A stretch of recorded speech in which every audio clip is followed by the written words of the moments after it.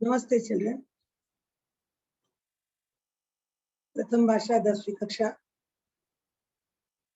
कल यानी पिछले समय में हमने साये पाठ का कहानी का जो अज्जू, उसकी माँ और पिता के साथ पत्र व्यवहार हो रहा था अफ्रीका में। पिता यहाँ तक पत्नी ने भी एक आशा की किरण को लेकर बेटी की शादी के लिए तैयारी कर ली। बेटा भी अब तक पिताजी को आने तक मैं अपने आप में अच्छी तरह से पढ़ लूं, इसी बात से वह अपनी पढ़ाई जारी रखा। लेकिन उसके बाद अब उसने सोचा कि एक बार अब जब वो समझदार हो चुका तो उसने अपने पिता को पत्र लिखा कि पिताजी, इस बार शायद माँ की तबीयत अच्छी नहीं है और माँ आपको देखना चाहती है, तो आप जल्दी से जल्दी आ जाइए। कोई प्रत्युत्तर न आने के बाद कुछ समय इंतजार किया गया और फिर जब पत्र आया और पैसे भी आए लेकिन पिताजी नहीं आए, तो इस बार अज्जू समझदार हो चुका था और उसने अभी अपने पिता को सरप्राइज देने के लिए उसने स्वयं निश्चय कर लिया कि इस बार मैं खुद अफ्रीका जाकर अपने पिता से मिलूंगा और ले आऊंगा। देखिए, उसने टिकट खरीद लिया, पासपोर्ट बन गया, वीजा भी सब देखते देखते बन गया। एक दिन दिल्ली से विमान से रवाना भी हो गया। उसके मन की गहरी उत्कंठा थी कि पापा उसे देखकर कितने चकित होंगे। उन्होंने कल्पना भी नहीं की होंगी एकाएक वह इतनी दूर एक दूसरे देश में इतनी आसानी से आ जाएगा। उनकी निगाहों में तो अभी वह उतना ही छोटा था, ये मैंने आपको बता चुकी थी कि माता पिता के रूप में बच्चे चाहे कितने भी बड़े क्यों न हो जाए, लेकिन उनकी नजर में वो छोटे ही रहते हैं। और ये सरप्राइज देने के लिए अज्जू ने अपनी पूरी तैयारी से दिल्ली जाने का प्लान बना लिया। अब देखिए, वहां पर पहुंच गया, आसपास से पूछा, एक वृद्धीय भारतीय अप्रवासी अवश्य आ रहे थे। लोगों ने कहा कि हाँ, आप जो बोल रहे हैं उसके अनुसार एक वृद्ध यानी एजेड प्रवासी भारतीय प्रवासी है, क्योंकि अफ्रीका के निवासी और भारतीय प्रवासी में बहुत रहन सहन में, बोलचाल में बहुत अंतर होता है। तो उससे वो पहचानते हैं कि वहाँ एक घर में रहता है, लेकिन वो देर रात तक दफ्तर से घर लौटते हैं, किसी से मिलते जुलते नहीं, निपट अकेले रहते हैं। ये बात अज्जू को बताए गए पत्र के पते पर जब वहां गया तो उन लोगों के पास से उसको ये मिला। अब क्या करें, वो वहीं पर बैठ गया इंतजार करते हुए कि इन्होंने कहा कि वो शाम में आते हैं। प्रतीक्षा करता रहा। रात में एक बूढ़ा व्यक्ति ताला खोलने लगा तो देखा एक युवक सामान के सामने बैठा ऊँग रहा है नहीं, नींद ले रहा है। उसको बैठे बैठे नींद आने लगी। वो देखा ताला खोलते हुए उस वृद्ध व्यक्ति ने सामान भी है, अटैची भी है, और एक व्यक्ति यहाँ क्यों बैठा है, उसका नाम धाम पूछा तो उसे अपने बाहों में भर लिया। जैसे उसने अपना नाम बताया, मैं देश से आया हूँ, अज्जू मेरा नाम है, तो उस व्यक्ति को अज्जू के बारे में सब कुछ पता था। अब इसको बताने की यही मेरे पिताजी है या नहीं है, क्योंकि इसी को उसने अपना पिताजी समझा। बहुत छोटेपन में ही उसको पिताजी उसको छोड़कर क्या आए थे। अब उसने अपने पिता का अभिनय किया, उसको गले से लगाया, बड़े उत्साह से उसका स्वागत किया। फिर भोजन के बाद उसे अपने कमरे में ले गए। दीवार की ओर उन्होंने इंगित किया, एक नन्हा बच्चा माँ की गोद में ढुलका खिलक रहा है। अब देखा उसने, ओहो, फोटो में भी एक छोटा सा बच्चा इंगित किया। इंगित यानी इशारा कि एक नन्हा बच्चा माँ की गोद में ढुल रहा है। यानी उसने बताया कि देखो, जब मैं यहाँ आया था तब तुम कितने छोटे थे, तुम अपनी माँ की गोदी में थे, इसीलिए मुझे पहचान नहीं सकते। ये किसका चित्र है? युवक ने गौर से देखा, कुछ देखते हुए कहा, मेरा। थोड़ा उसको चित्र में अटपटा सा लगा, एकदम घबराहट हो गई, लेकिन अपने आप को संभालते हुए उसने कहा, अरे ये तो मेरा चित्र है। क्योंकि उस व्यक्ति में और उस फोटो के व्यक्ति में उसको थोड़ा अंतर, और वो छोटा बच्चा तो कौन है इसको भी वो पहचान नहीं सकता था, क्योंकि अब तो वो बहुत बड़ा हो चुका। युवक ने जल्दी से अपने आप को संभाला और कहा, मेरा। वृद्ध इस बार कुछ और जोर से खिलखिलाए, मेरे बच्चे तुम इतने बड़े हो गए हो, सर कितने साल बीत गए, जैसे कल की बात हो। उन्होंने उसके चेहरे की ओर देखा, तुम शायद नहीं जानते, तुम्हारे पिता का मैं कितना जिगरी दोस्त हूँ। कितने लंबे समय तक हम साथ साथ रहे, दो दोस्तों की तरह नहीं, सगे भाइयों की तरह। उसी ने मुझे हिंदुस्तान से यहाँ बुलाया था, बड़ी लगन से सारा काम सिखाया, साथ साथ में सांझे में हमने ये कारोबार शुरू किया। अब उसने अपनी बात को बताई। क्या बच्चा समझदार है? अब बच्चा पूरी तरह से सब जिम्मेदारी को समझने लायक हो गया। उसने कहा, अरे बेटा, ये तो मेरा फोटो है, ये मैं और तुम्हारे पिताजी दोनों साथ साथ यहाँ पर क्या करते हैं, साझेदारी में बोल तो दोनों आपस में बिजनेस करते हैं। नैरोबी की आज यह बहुत अच्छी फर्म है, यह सब उसी की बदौलत है। कहते कहते ठिठ गए, एकदम ध्यान नहीं रहा, भावुक होकर उसने सारी बातें बताई। उसने कहा कि यह सब उसी की बदौलत है, यानी आज इस शब्द से ऐसा मालूम होता है क्या वो नहीं रहे, लेकिन एकदम रुक गया, अपने आप को संभाला, उसका हाथ अपने हाथों में थामते हुए बोला, फिर बात को बदल दिया, विषय को बदल दिया कि इतने जल्दी मुझे अपना परिचय नहीं देना चाहिए। तुम्हारी माँ कैसी है? अच्छी है। भाई बहन सब ठीक है? कहीं कोई कठिनाई तो नहीं? नहीं, सब ठीक है। बस यही मैं चाहता था, यही बस मेरी यही इच्छा थी कि तुम सब लोग ठीक से रहो, किसी को किसी प्रकार की कोई कठिनाई न हो। बस यही मैं चाहता हूँ। यही होने से उसका अपना हासिल आया। देर तक सुनने के पल के टिकाए, कुछ सोचते रहा, फिर एकदम, अब क्या बताऊं, सच बताऊं या न बताऊं। लेकिन अब उसके दिमाग में आया कि अब बालक को सच सच बता देना चाहिए, यानी मैंने अपने मित्र को दिया हुआ वचन पूरा कर दिया है। कुछ क्षणों में मौन भंग कर खोए खोए से बोले, कुछ देर तक तो चुप रहे एकदम। उसे पता नहीं चला कि अब मैं कैसे बात शुरू करूं। देखो बेटे, तिनकों के सहारे तो हर कोई जी लेता है, लेकिन कभी कभी हम तिनकों के साये मात्र के आश्रय भंवर से निकलकर किनारे पर आ लगते हैं। देखिए कितना अच्छा उदाहरण दिया कि तिनके के सहारे तो एक छोटी सी चींटी भी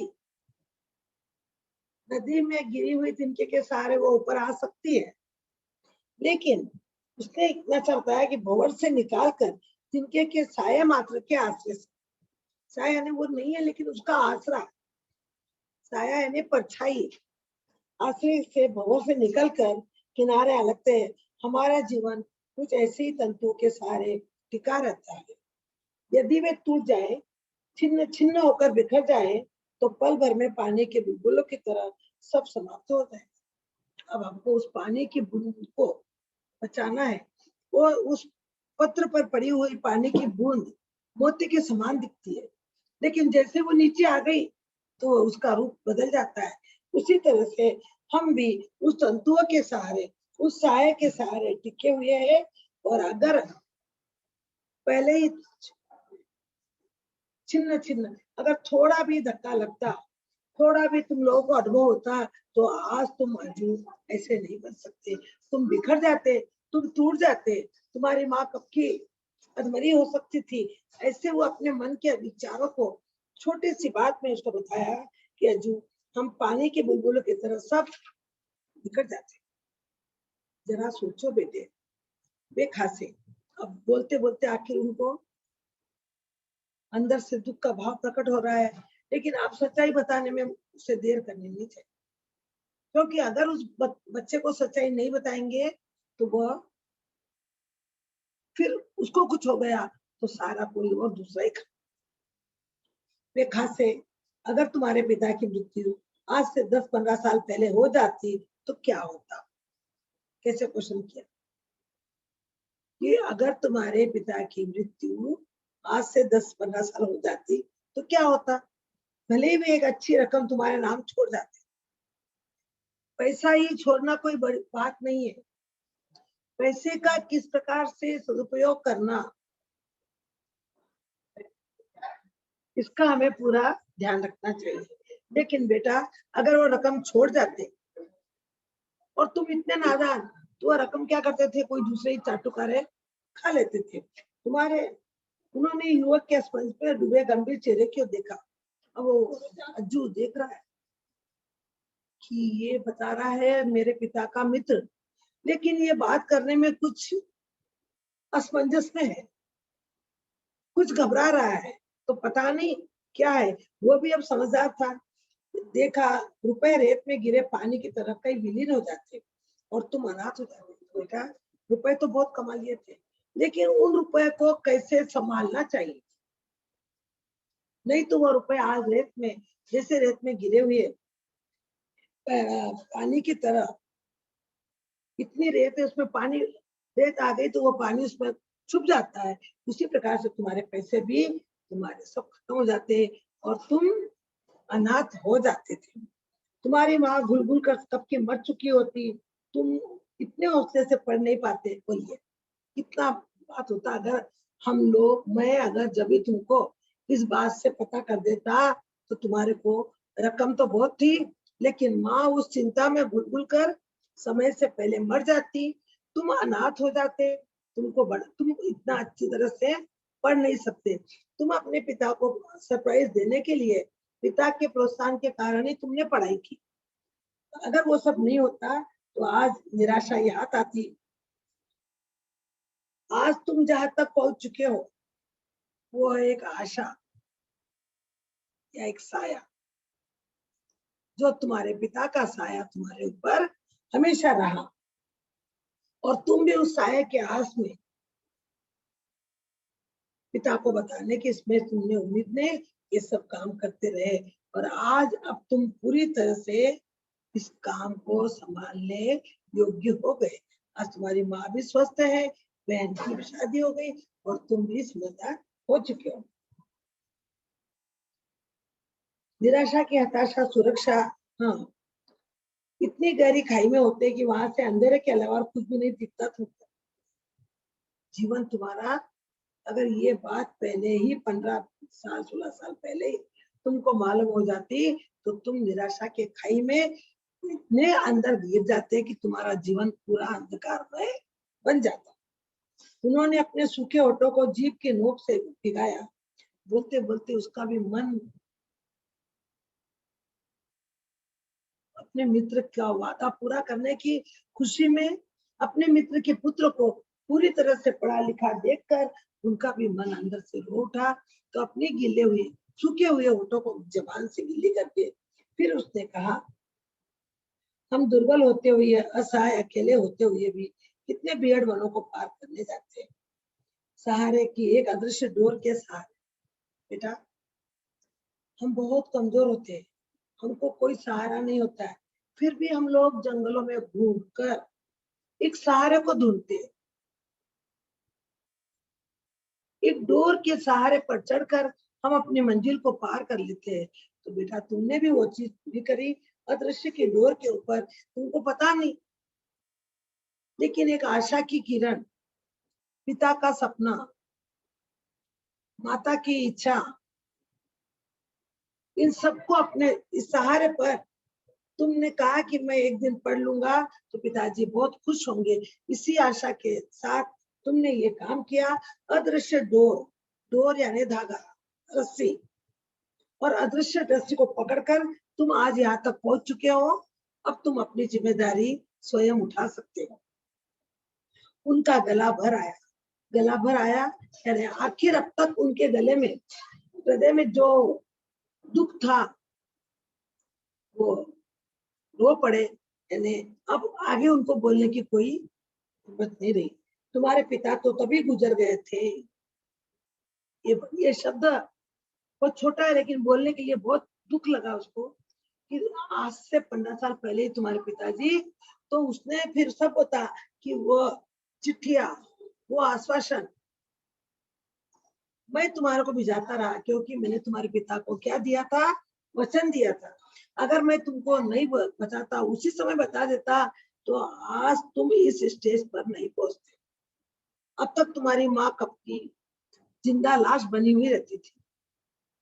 माँ को भी एक उम्मीद थी पति के आने की, बेटे को उम्मीद थी बाप के आने की, और बाप की इच्छा को, पिता की इच्छा को पूरी करने के लिए तुमने भी जी तोड़ मेहनत की। इसीलिए बेटा, अब मैं तुमको बता, साझे के कारोबार में उनको गुजरे तो कभी गुजरे अपने साझे के कारोबार से उनके हिस्से के पैसे तुम्हें नियमित रूप से भेजता रहा। लेकिन मैं यहाँ आया तो मेरा भी उपकार था तुम्हारे पिता का।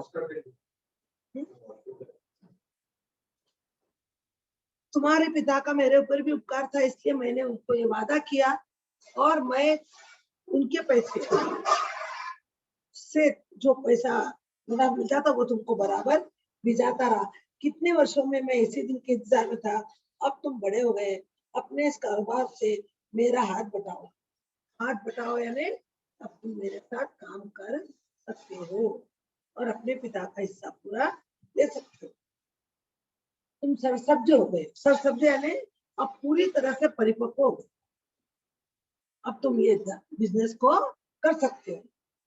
मेरा वचन पूरा हो गया, और मैंने जो तुम्हारे पिता को, या तुम्हारे पिता ने मेरे से मरते समय जो वचन लिया था, और मैंने जो वचन दिया था कि मैं तब तक तुमको ये खबर ना आने दूंगा कि बच्चों के पिताजी नहीं है।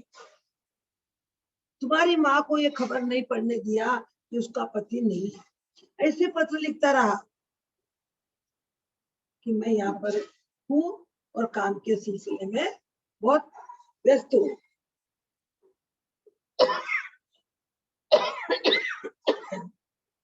आज तुम्हें देखकर मुझे बहुत खुशी है, क्योंकि अगर ये काम नहीं करता तो तुम्हारे पिता मेरे पीछे साए के समान हमेशा लगे रहते थे, और मैंने उनकी इच्छा को पूरी कर दिया। मरते समय तक मैंने उनका गला भर आया। डबडबाई आंखों से वे दीवार पर टंगे एक धुंधले से चित्र की ओर न जाने क्या क्या सोचते हुए देखते रहे। बस इसके आगे अब मुझे कुछ कहना नहीं है। इस प्रकार से साया कहानी आप लोगों के हिस्से से, तो इस कहानी के माध्यम से आपको परीक्षा में पैसेज भी आ सकता है, और पैसेज को देखकर क्वेश्चन आंसर बनाना है, और एक बिट्स में आपको 2 या 3 क्वेश्चन दिए जाएंगे। क्वेश्चन भी कंपलसरी है। अगर आपने स्टोरी कहानी ध्यान से सुनी समझी, तो जरूर आप इस किसी भी प्रश्न का उत्तर, इस पाठ से आया हुआ किसी भी प्रश्न का उत्तर आप आराम से दे सकेंगे। इसी आशा के साथ आपका ये पाठ आज का, और आगे हम लोग दूसरा पाठ आने वाले पीरियड में हम लोग पढ़ेंगे। मुझे आशा है कि आप सभी को ये कहानी समझ में आई होंगी, ऐसी समझ में आई होंगी कि शायद आप इस पाठ से आए हुए कोई प्रश्न का 7 मार्क्स का क्वेश्चन आता है, तो इसको आप बराबर ध्यान से लिखेंगे। इसमें आपको 5 प्रश्न दिए गए हैं, और ये सब ऐसे टाइप क्वेश्चन है। इसके लिए आपको उम्मीद रखती हूँ, आशा करती हूँ कि आप इन प्रश्नों के उत्तर सही तरीके से, शुद्धता से और अर्थपूर्ण शब्दों से उत्तर लिखेंगे। इसी आशा के साथ धन्यवाद।